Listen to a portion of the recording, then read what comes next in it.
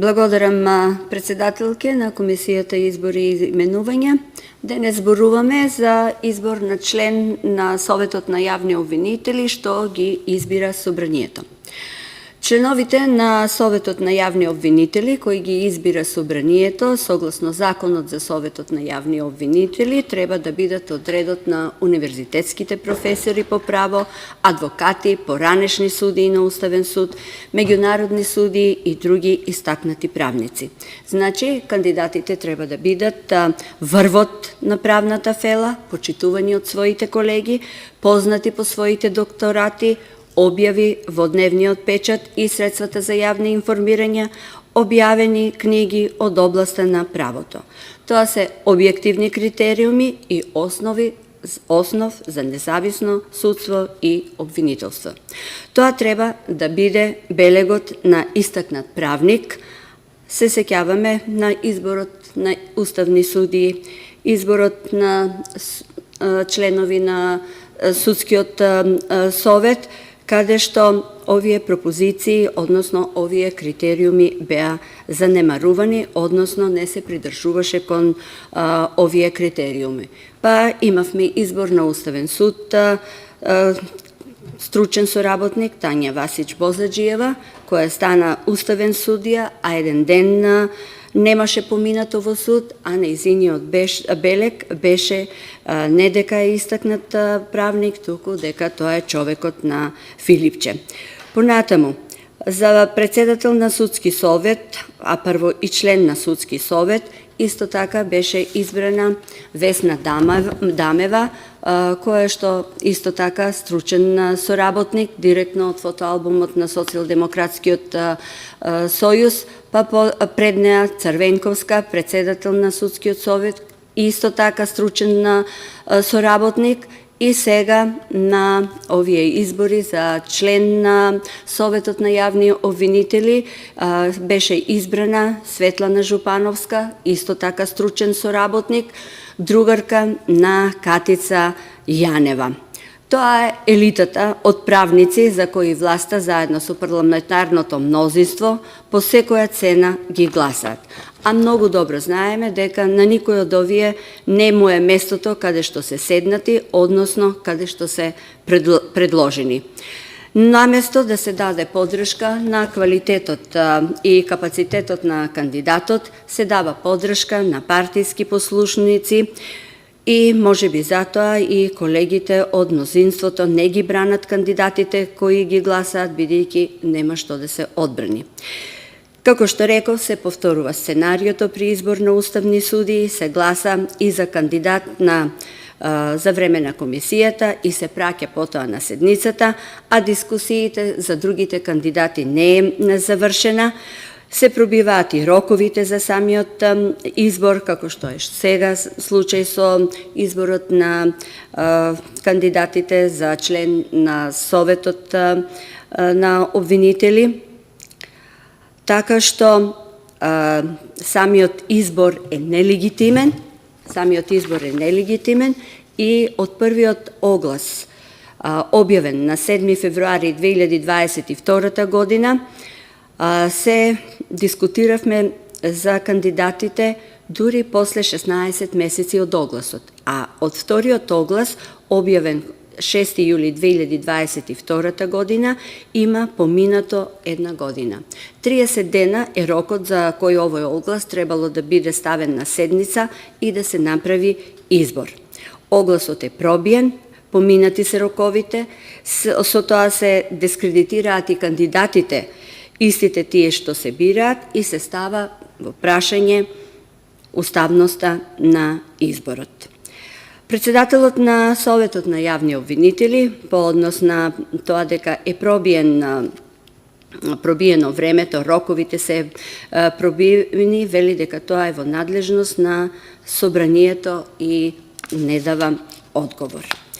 Понатаму, за првиот оглас беа јавени тројца кандидати, од кој едниот се откажа, а беше избрана, односно се изгласа Светлана Жупановска, кое што помина и сушност се дискутираше на седница за неа, гласањето не е поминато, меѓутоа ќе помине, а реков дека Светлана Жупановска е само стручен соработник, не е уставен судија, не е професор по право, нити пак е професор на факултет, не е меѓународен судија, нити била па уставен судија. Нити пак влегува во она формулација истакнат правник.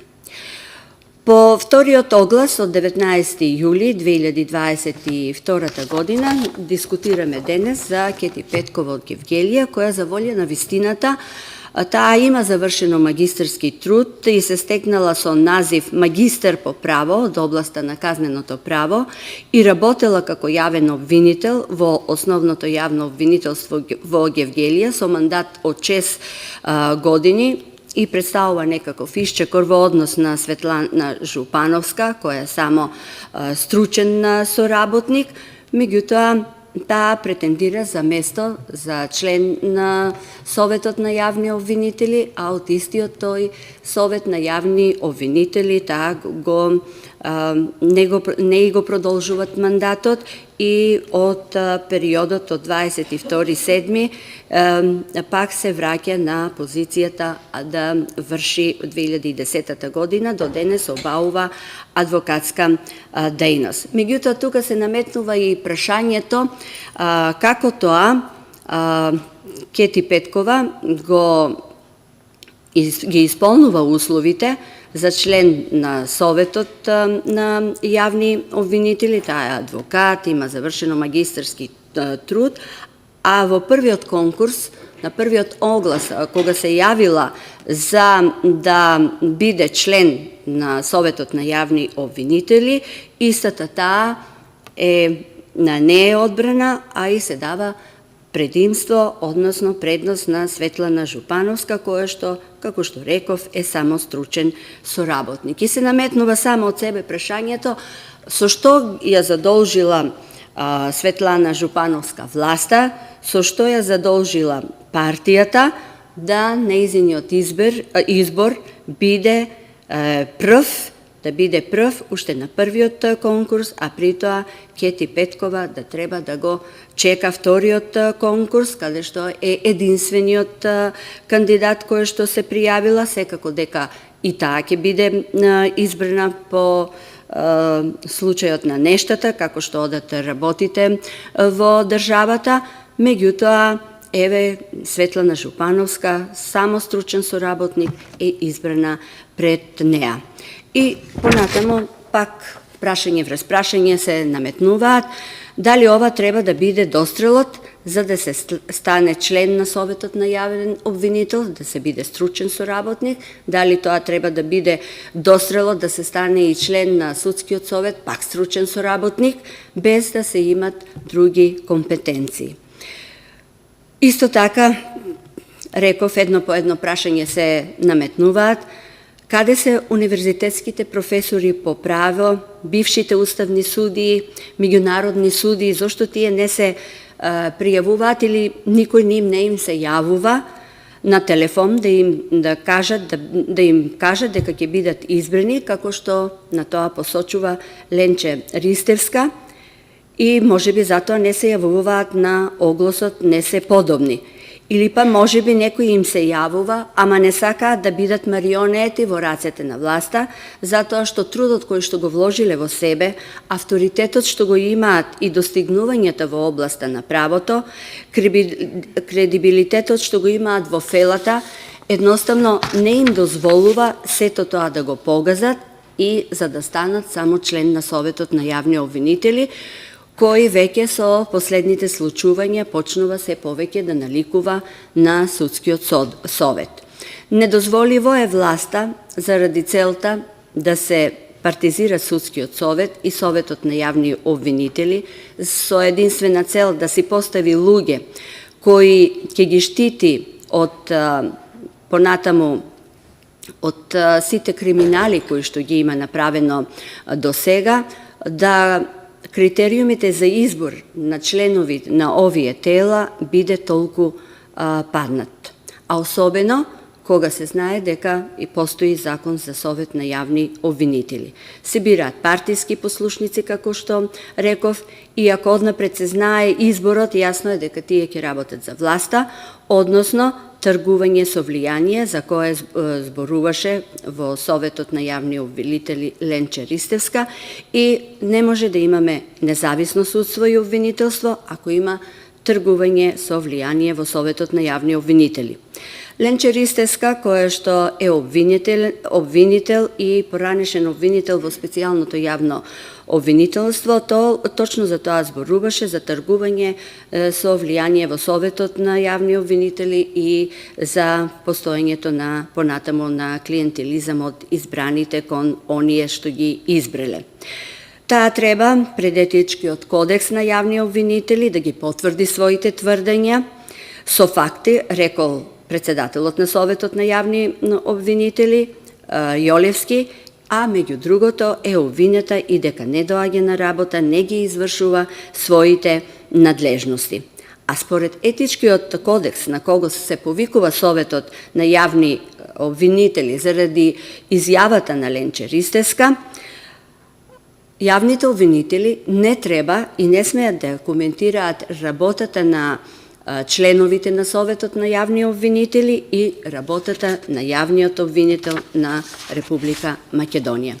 Ваквата партизација во правосудството е препознаена и од стручната фела и затоа на анкетата на суди и јавни обвинители кои одговарале на анонимни прашалници од мисијата на ОПСЕ, анкетата покажува дека Судскиот совет и Советот на јавни обвинители не се независни. И судиите немаат доверба во Судскиот совет, а исто така и обвинителите немаат доверба во Советот на јавните обвинители. 73% од судиите не се согласуваат со исказот дека унапредувањето на судиите се врши на начин што се придржуваат кон објективните мерливи критериуми, а половина пак од обвинителите не му веруваат на Советот на јавните обвинители.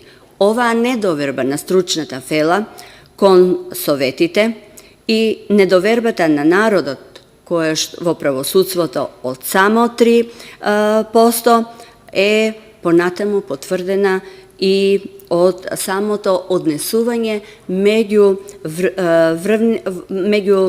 функционерите на власта и нивните конфронтации, како што е конфронтацијата меѓу министерот за правда и председателот на Советот на јавни обвинители, конфронтацијата на јавниот обвинител на Република Македонија со вице-премиерката Грковска за добро владење, измислена функција без никакво значење, и со сето ова нивно однесување, не само што не направиле да се подобрат состојбите во правосудството, меѓутоа тие не дале никаков допринос ниту да се подобри перцепцијата на граѓаните во однос на независноста на обвинителството. Народот смета дека политичарите се недопирливи затоа што судовите и обвинителствата се полнат со судии и обвинители по фамилиарна и роднинска врска, политички врски, има присуство на непотизам во судството и обвинителството и затоа не ни функционира правосудството. 7 години СДСМ се на власт и апсолутно немат никаква реформа спроведено, само најавувања, пуштаат соопштенија за борба со корупција и реформа во правосудството, јавната администрација, а во реалност ништо не се спроведува. Кај нас со корупција единствено се борат амбасадите, односно меѓународната заедница. Американската амбасадорка во земјава Анџела Агелер на 11 април испратила писмо до институциите на извршната и судската власт во кое искажува не само својата загриженост, туку и загриженоста на Соединетите Американски држави. Таа во писмото до владата и судовите вели се повеќе сум загрижена за големиот број предмети што апелација ги враќа на повторно судење. Ваквата партизација во правосудството е, како што реков, препознаена и од судската фела.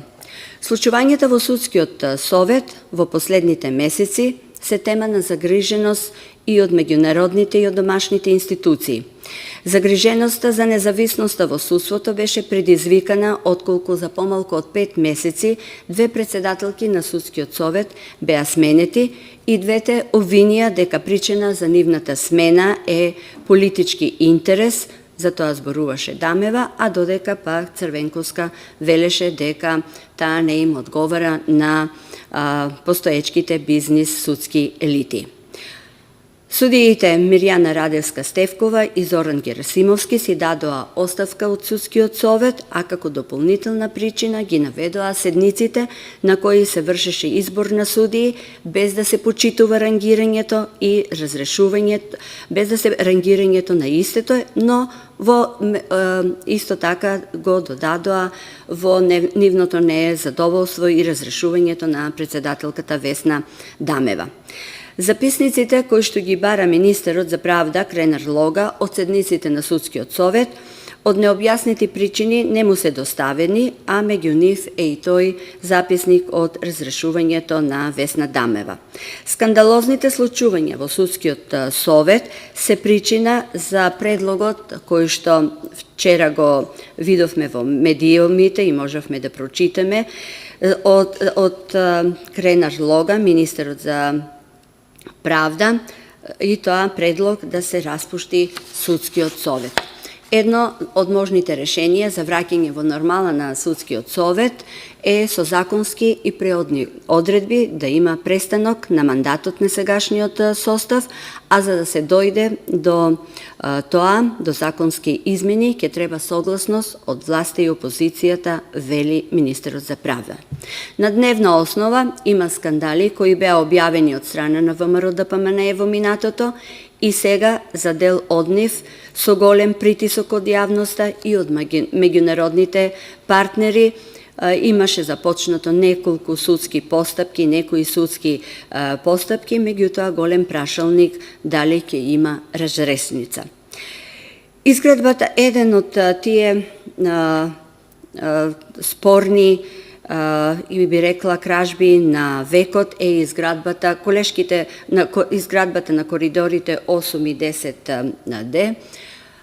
Колешките и колешката Благица и Бети збореа за многу афери, скандали, на кои што убаво ги објаснуваа. Јас само ќе зборувам за изградбата на коридорите 8 и 10D, кој е пропретен со скандали, сомнежи за корупција и криминали. Првиот индикатор беше ангажираниот надзор во тендерот вреден 22 милиони евра. Надзорот припадна на шпанската Ептиса, која имала владина забрана за учество на градежни надзори на патиштата и проектите поради незаконски и неетички дејства при своето функционирање, но тоа не било причина да таа биде ангажирана токму во надзорот на изградбата на коридорите 8 и 10D. Другата фирма е фирмата која учествува во надзорот е фирмата на Бранислав Димитриевиќ, против кого во Ерменија беше покренато обвинение за финансиска злоупотреба на градежен надзор, а сега пак неговата скопска фирма сега е избрана да биде надзор. Тој мораше заради ова обвинение за финансиска злоупотреба на градежен надзор да бега со авион пред 4 години од Ерменија со македонски дипломати и заради тоа што бил државјанин на Хрватска, замина во Хрватска. Подизведувач е ангажирана фирма стара неколку дена со 4 вработини, инаку фирмата се занимавала, замислете, со производство на долна облека. Понатаму, договорот за автопатиштата е таен и тоа создава дополнителни сомнежи за постоење на корупција и криминал, измени на закони со европско знаменце. 4 специјалисти за градба треба да земаат, според овој договор, плата месечна од по 36.000 евра. Обвинителството побрал да го добие договорот, каква ќе биде разрешницата понатаму, времето ќе покаже.